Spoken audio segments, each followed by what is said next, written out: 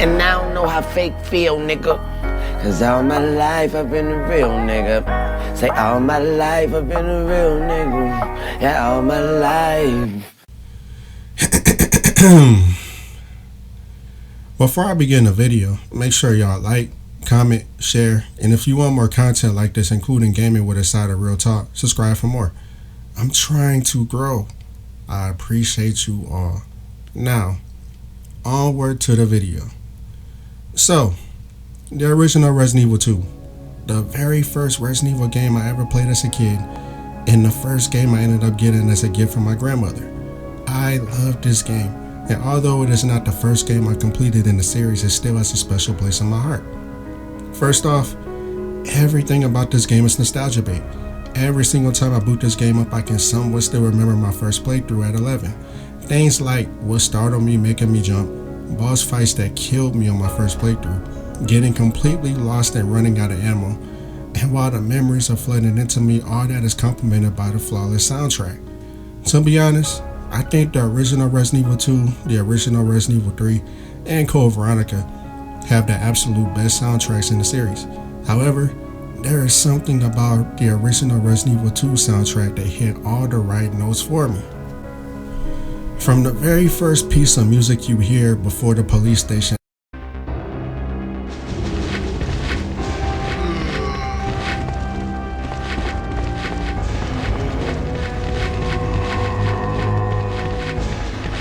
down to the actual police station,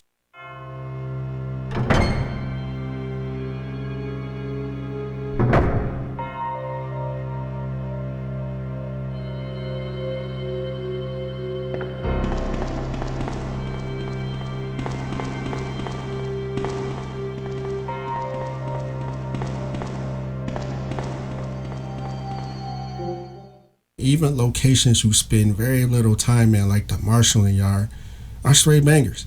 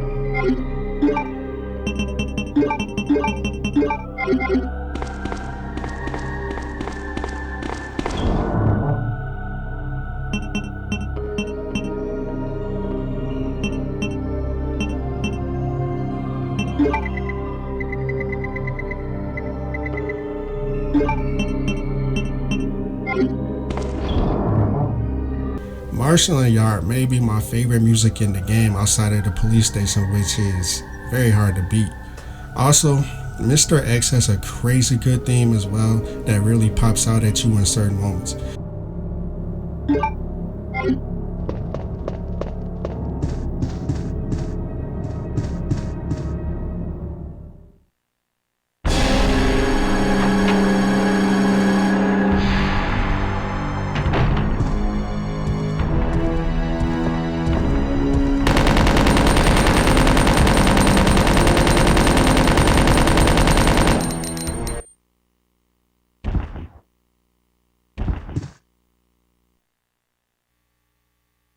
The Birkin boss fights all have great themes as well.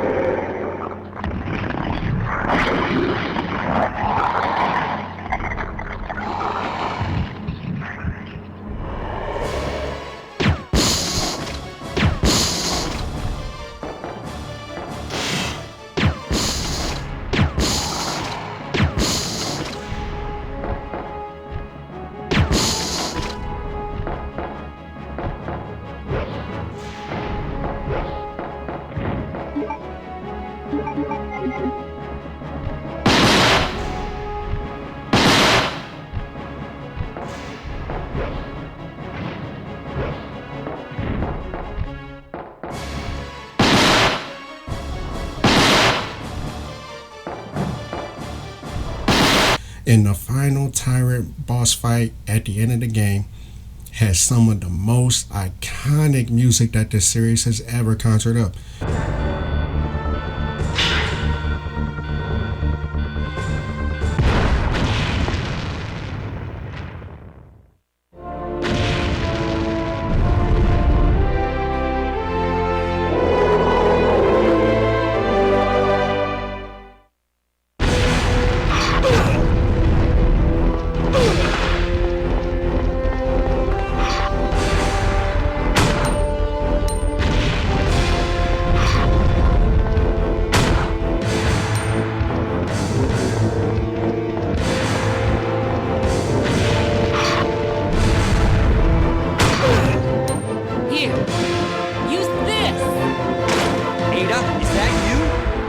I almost left out the safe room music, which is so soothing that it makes you even more wary to leave and face threats.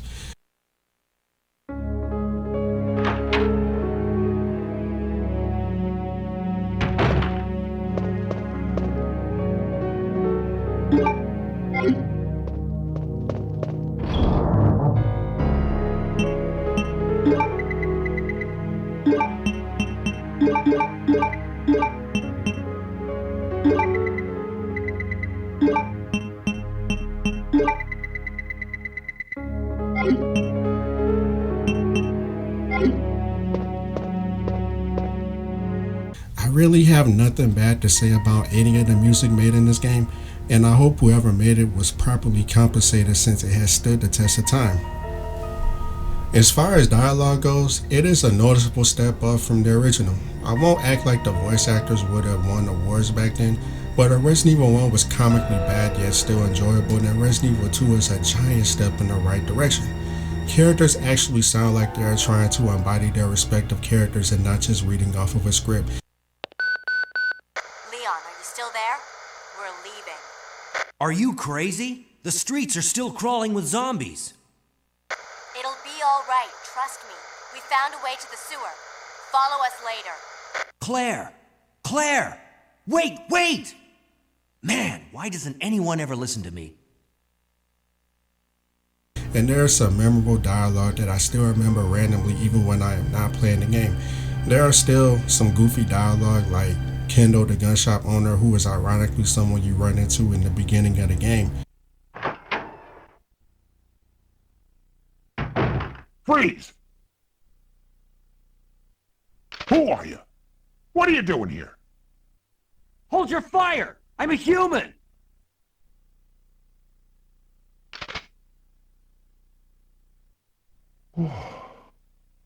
Sorry about that. I thought you were one of them.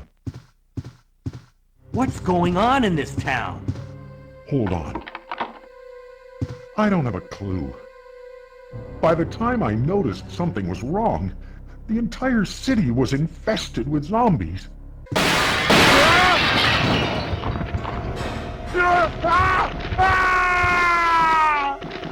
Still, most performances are a huge step up from the original, and it only improved from here. The collection of characters themselves are also memorable, likable, or they simply serve their purpose for whatever they add to the story and plot.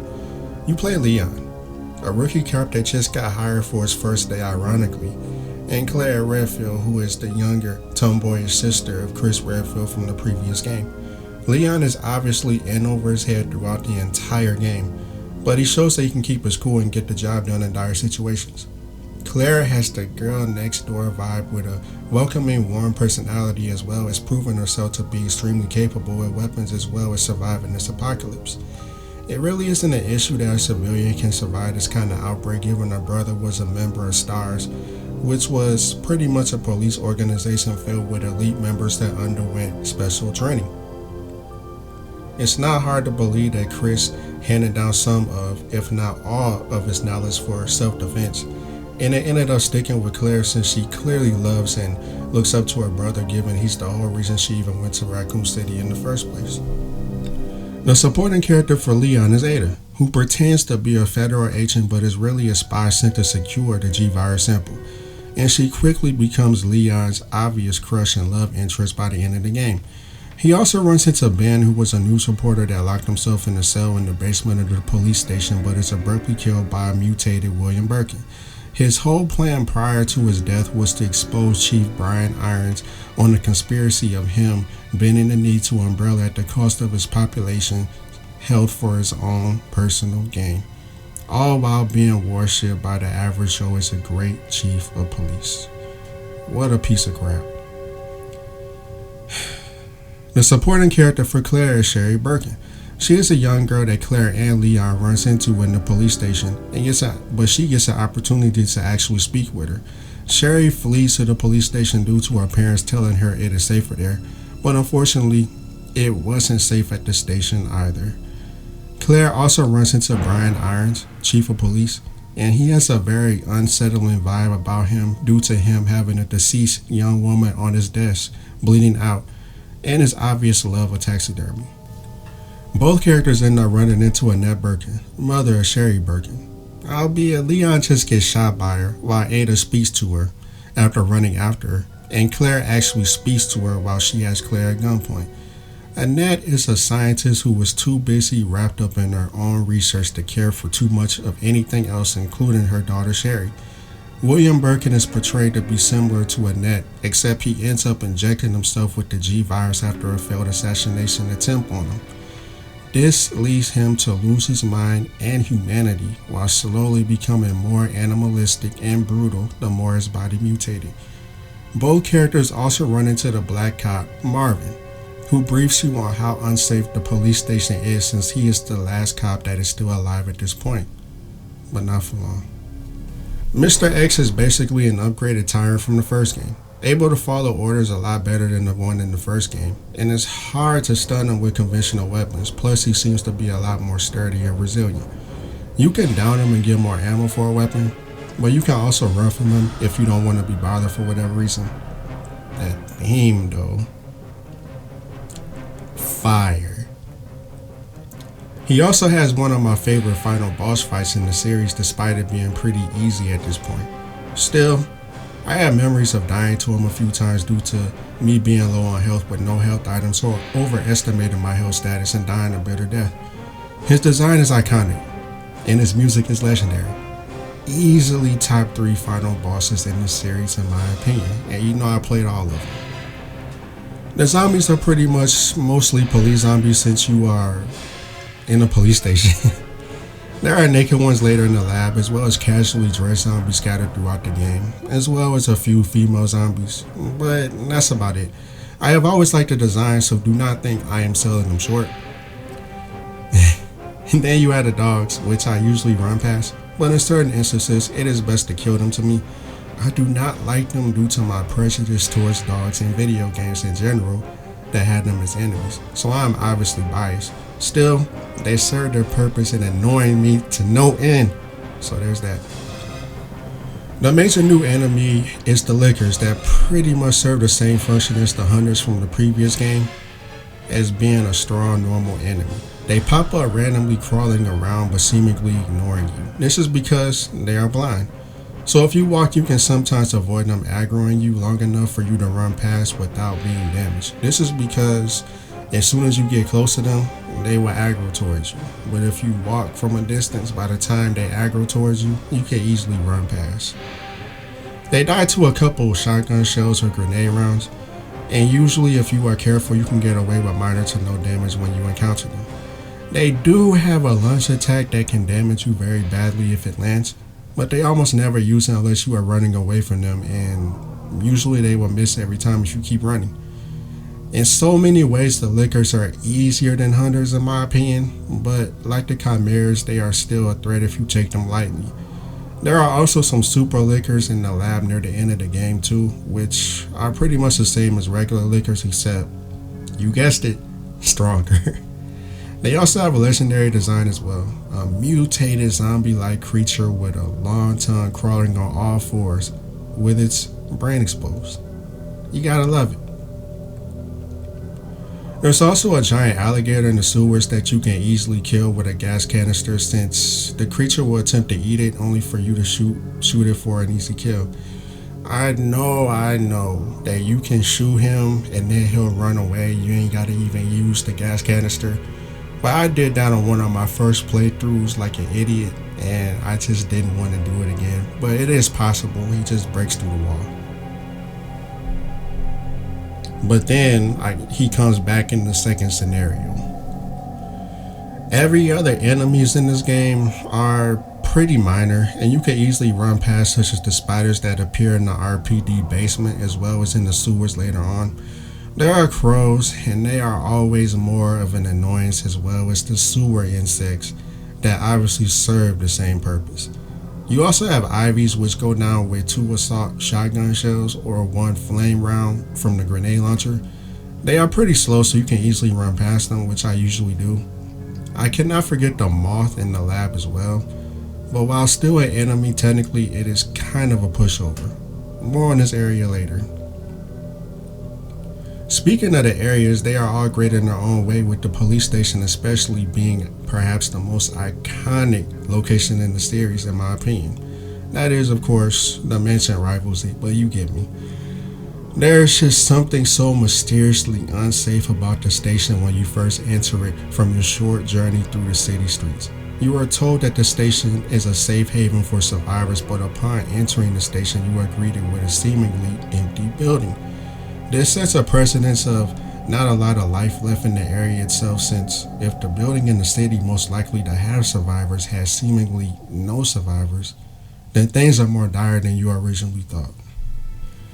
You venture through the main level of the station, slowly exploring until you finally get to the second floor. From there, you work your way around the station to gain access to the basement, which in turn grants you access to the sewers. Eventually, the sewers lead your way to the marshalling yard, and I must say that the soundtrack here is among my favorite in the game. I know I said that, but it slaps.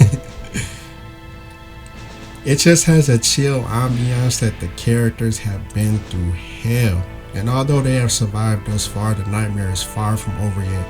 I loved it back then and I still do now. After traversing the train descending down until you reach a laboratory, it's the same thing here. The music is so eerie that it gives off the feeling that you are not supposed to be there, but you are still there anyway. Eventually you make it to the end of the game and the credits roll. The thing about the credits is that the PlayStation 1 and Gamecube port has different rock-inspired music for the outro credits. Hey, it's up to us to take out Umbrella.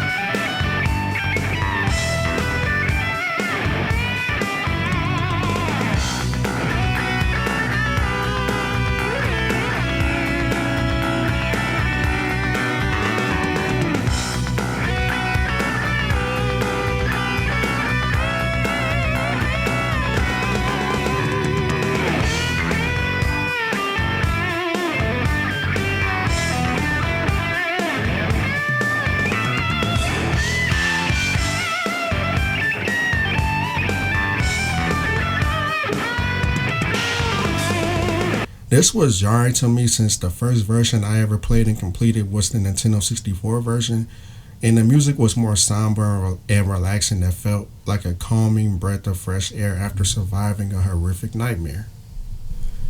Chris, I have to find you.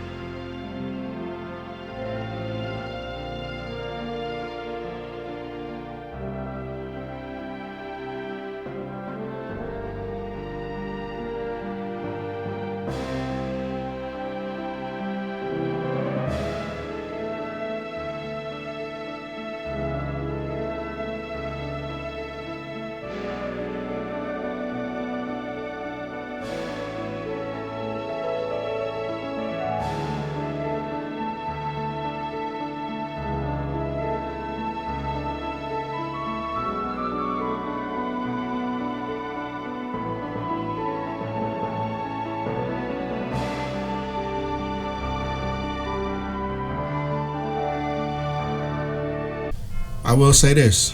I think out of the 3 games in the original trilogy that Resident Evil 2 flows the best from area to area as well as the time you are in them.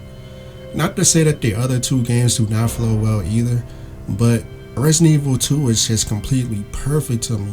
The diversity in the areas is great as well as the enemy placements making sense for the most part.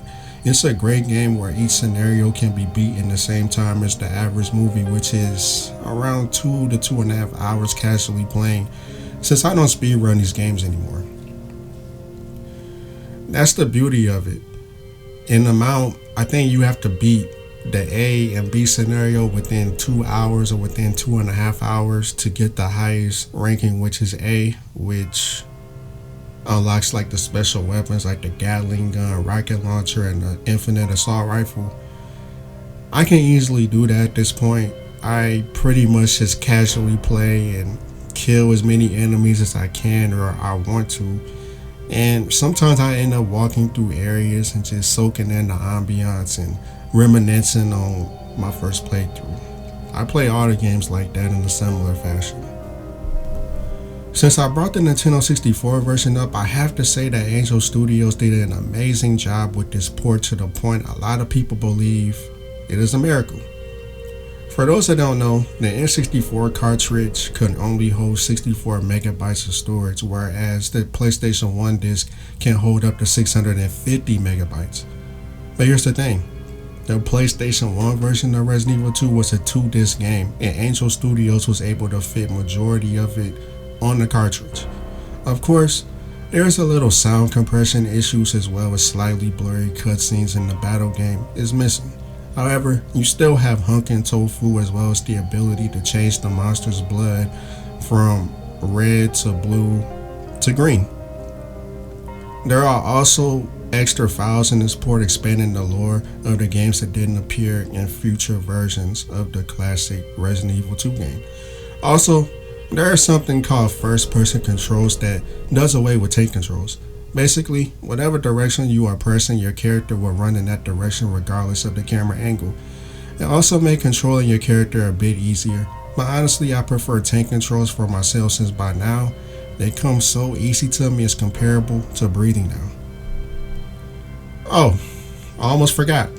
The N64 port also has a randomizer mode where sometimes ammo pickups are at a random amount, or a health item will be where ammo is regularly, or ammo will be where health used to be. You get the point. It offers a bit of a challenge since the spiders in the basement can poison you and usually do when I play this mode. And sometimes you cannot find a blue herb in time before you die. It adds a new layer of challenge to the game since on regular difficulty, it is mad easy. So, while the port is a little flawed, it is still passable to this day. However, I usually end up playing the Gamecube version far more, and I rarely play the original PlayStation 1 version anymore, as I feel it's the worst version available for consoles. Worst doesn't mean terrible though. I just have to clarify, I know y'all passionate about this game. Similar to the original game, Leon and Claire have exclusive weapons to them as well as starting out with different items. Like Chris, Leon starts with the lighter, and then he gains the shotgun, magnum, and gets the flamethrower throughout the game. Like Jill, Claire starts with the lockpick and gets the grenade launcher. Claire also gets an electric weapon called the spark shot near the end of the game, and she gets the bow gun a bit earlier. Both characters have the same starting inventory slots and appear to take the same amount of damage between each other. Besides everything that I named so far, the main thing that makes Resident Evil 2 stick out so much from its predecessor, as well as the games that came after it, is the Zapping System. Before I go further, I have to explain that Resident Evil 2 has 4 scenarios, which are Claire A and Leon B, but also inverted with Leon A and Claire B. The A scenario is the base game and a slightly easier scenario to get through due to easier bosses, less enemies to deal with overall, and access to a good amount of ammo. B scenario is slightly harder, certain items are placed differently, and it's pretty much showing what the opposite character of the first scenario I picked was doing. For example, if I pick Leon first and complete it, the B scenario opens up allowing me to see Claire's journey to the station and interactions all the way to the lab. There are also different cutscenes as well between characters. Like for example, in Leon A in the lab after Annette seemingly dies from a pipe crashing down on her head while holding Leon at gunpoint, Leon runs ahead only to get stopped by Ada at gunpoint for the sample. Dang, Leon is always at gunpoint.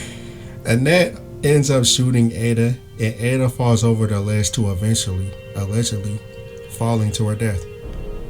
In the B scenario, Leon is being cornered by an angry Mr. X, and Ada shoots Mr. X in his back to draw attention from Leon.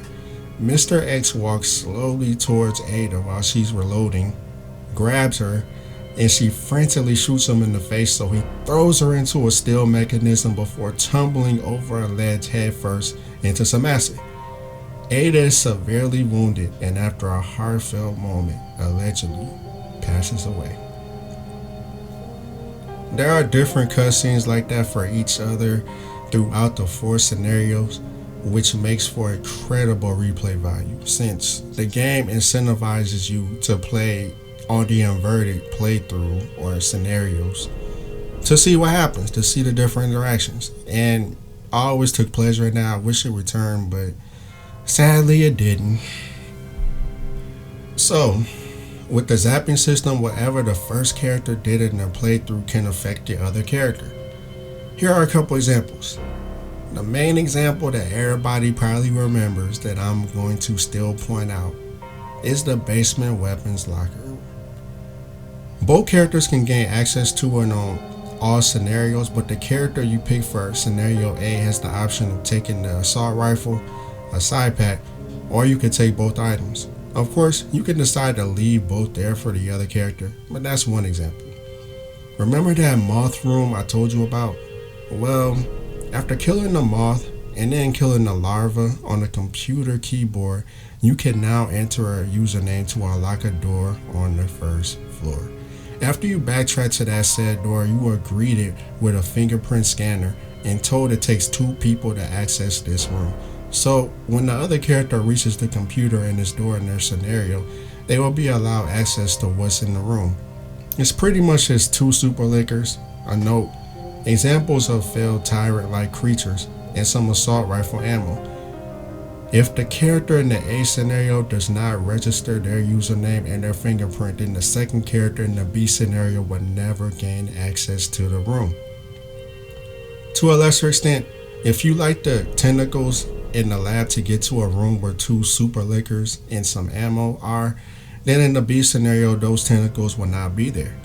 Also, I like how they added certain character interactions to advance the story.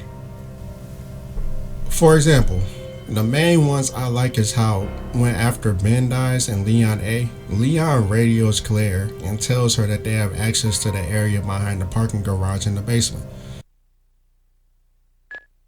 Do you read me, Claire? We now have access to the back of the parking lot. Got it. I'm getting out of here and heading to the sewer. Can you meet me there? I'm on my way. In Claire A, Claire radios Leon after defeating the G monster and retrieving Sherry, letting him know that she is leaving the police station. And the area on the 2nd floor where the helicopter crashed is accessible now. Leon, are you still there? We're leaving. Are you crazy? The streets are still crawling with zombies. It'll be all right, trust me. We found a way to the sewer. Follow us later. Claire! Claire! Wait! This is where the other character has to go to get the crank, which allows them to get the final piece of their puzzle to escape the station. And it also ensures that the other character will explore the rest of the building before leaving it. The gore is also very good and honestly probably the most impressive in the original trilogy, although they are all impressive. The magnums and standard shotguns can easily decapitate zombies with 1 bullet, while weapons like the assault shotgun and grenade launcher can actually dismember a zombie, completely causing it to fall to the ground, immediately dying. Some of the boss deaths are pretty gruesome, like the final fight with Mr. X or even the standard zombie deaths. The only thing I can nitpick with this game is that it is very easy, to the point you may never see a lot of the death scenes if you have experience with the other Resident Evils. The game just showers you with ammo, and by the end of the game you have enough ammo to run through the game again. This isn't exclusive to just this game, but a good amount of ammo in the other old style fixed camera angle games is cleverly hidden, giving the game an illusion of scarcity. With Resident Evil 2, it seems like the ammo is right there popping out at you, or in places you would check anyway, like a locker or a dead body. The enemies also aren't that difficult. Zombies are easy enough to deal with, but even lickers themselves are easier to deal with than, let's say, the hunters for example. They just seem very difficult to die to, since their strongest attack, that lunge, is something they do not default to and usually just swipe at you. So the most you'll get put into majority of the time is yellow caution status. This is a far cry to hunters that can one-shot you in caution, whether yellow or orange, randomly, since they are more likely to activate their one-hit KO move more so than the lickers.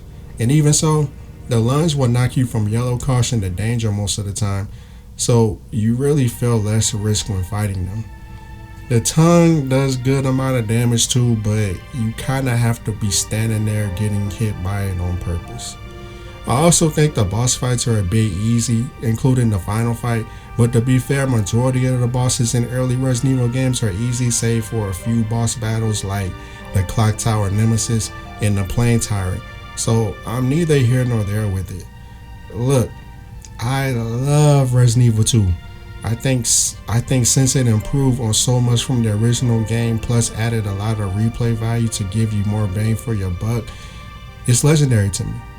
The entire cast is likable, environments are near flawless, weapon and enemy variety is there, and it just has always felt like a complete package from start to finish. 10 out of 10. And I have had the same opinion for over 20 years since I first played it at this point, and I do not see it changing soon or ever. Well, I think I got out everything I wanted to say about Resident Evil 2. What do you all think of it? Were you around to play it at launch or within the first year it came out? If so, do you think it has aged well and has achieved classic status? If not, and you played it a bit later, what are your thoughts on it? Is this one of your favorite games in the series? Are Leon and Claire among your favorite characters in the series? Because Leon is my second favorite playable character in the series, and Claire, I like her a lot, but she's not my favorite. Did you enjoy the concept and inclusion of Mr. X? What about how William Birkin became the G-Monster, and that whole situation surrounding it? Please share your thoughts and opinions in the comment section below. Oh, and if you enjoyed the video, please like it and share it if you see fit. One last thing, subscribe. I will be speaking on every mainline Resident Evil game from a fan's perspective over the next few months. You gotta sub if you're interested, you don't want to miss it.